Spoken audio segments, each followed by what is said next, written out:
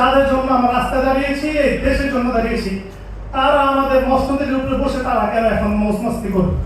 আজকে আমরা জামাত ইসলামের প্রোগ্রামে আসছি, হয়তো কোনো একদিন বিএনপির প্রোগ্রামে আসবো, কিন্তু জামাত ইসলাম এবং বিএনপির কারো দায়বদ্ধতা নেই আমাদের চিকিৎসার জন্য। আমরা বলি না আমাদের চাকরি দেন, আমাদের টাকা পয়সা দেন, আমরা বলি না আমাদের আগের জীবন ফিরিয়ে দেন, আমাদের শুধু সুচিকিৎসা ব্যবস্থা করে দেন। যাত্রাবাড়ি থানা থেকে একটা আপনাদের হাতে ভিডিও দেখছেন, শত শত পুলিশ মেসাকার করে বলছে সেই স্পটে আমি সেখানে কত মানুষ মারা গেছে।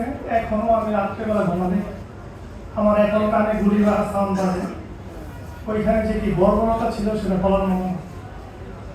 এগুলো এখন আর বলে কিছু হবে না, কিন্তু এখানে অনেক আহত রোগী আছে।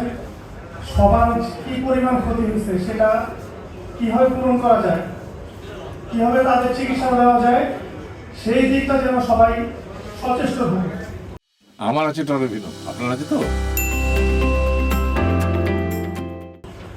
এখনো 5 মাস হয়ে গেছে প্রায়, আমাদের সুচিকিৎসা হয় নাই। ঢাকা মেডিকেল সিএমএইচ আমরা চিকিৎসা নিচ্ছি, কিন্তু যথেষ্ট না। আমাদের চোখের চিকিৎসার জন্য গত 2 মাস 2.5 মাস যাবত আমরা দাঁড়ে দাঁড়ে ঘুরতেছি। একাধিকবার কাগজ নেওয়া হয়, সেটা আবার ফেরত আসে। আমরা যদি এই দেশের জন্য নিজের জীবন উৎসর্গ করতে পারি, তারা আমাদের জন্য কি দিয়েছে? আমরা বলি না আমাদের চাকরি দেন, আমাদের টাকা পয়সা দেন, আমরা বলি না আমাদের আগের জীবন ফিরিয়ে দেন, আমাদের শুধু সুচিকিৎসা ব্যবস্থা করে দেন। এখানে শত শত আমার জানা মতে পঙ্গু হসপিটাল, সিএমএইচ, ঢাকা মেডিকেল সহ বিভিন্ন হসপিটালে এখনো প্রায় 2 থেকে 300 রোগী সিরিয়াস অবস্থা আছে। যেদিন যে রোগী মারা যায় ওই দিনই বলা হয় যে এই রোগীকে বিদেশে চিকিৎসা নেওয়ার জন্য নিয়ে যাওয়া হচ্ছে। আমিও যেদিন মারা যাবো ওদিন বলা হবে যে রাত্রির চিকিৎসার জন্য আজকেই নেওয়া হয়। যদি এরকম চলতে থাকে তাহলে বলবো আওয়ামী লীগের দোষরের মধ্যে সবাই হারছে। এই রোগীগুলোর চিকিৎসা আপনাদের অবশ্যই নিশ্চিত করতে হবে। কিভাবে করতে হবে সেটা আপনারা ভালো জানেন। আজকে আমরা জামাত ইসলামের প্রোগ্রামে আসছি, হয়তো কোনো একদিন বিএনপির প্রোগ্রামে আসবো, কিন্তু জামাত ইসলাম এবং বিএনপির কারো দায়বদ্ধতা নেই আমাদের চিকিৎসার জন্য।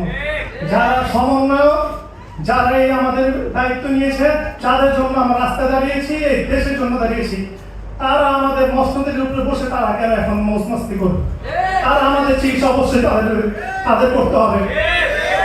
এখানে যারা অনেক রোগী আছে, অনেকের পরিবার আছে, হয়তো আমি ইনকাম সোর্সে এখনো যাইনি, অনেক যারা আছে 30 বছর 40 বছর তাদের ফ্যামিলি নিয়ে চলে, পঙ্গুত্ব গ্রহণ করছে, চোখে দেখে না, অনেক অসুবিধা নিয়ে আছে।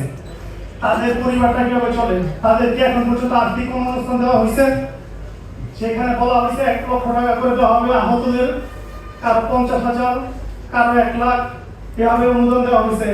এই টাকা দিয়ে কি হয়? এই টাকা দিয়ে কি হয়? এই রোগীগুলো, এই সংসারগুলো কিভাবে চলে? এই দায়িত্ব কে নিবে? এই দায়িত্ব তো জামাত ইসলামের না, এই দায়িত্ব বিএনপি না, অন্য কোনো সংগঠনের না।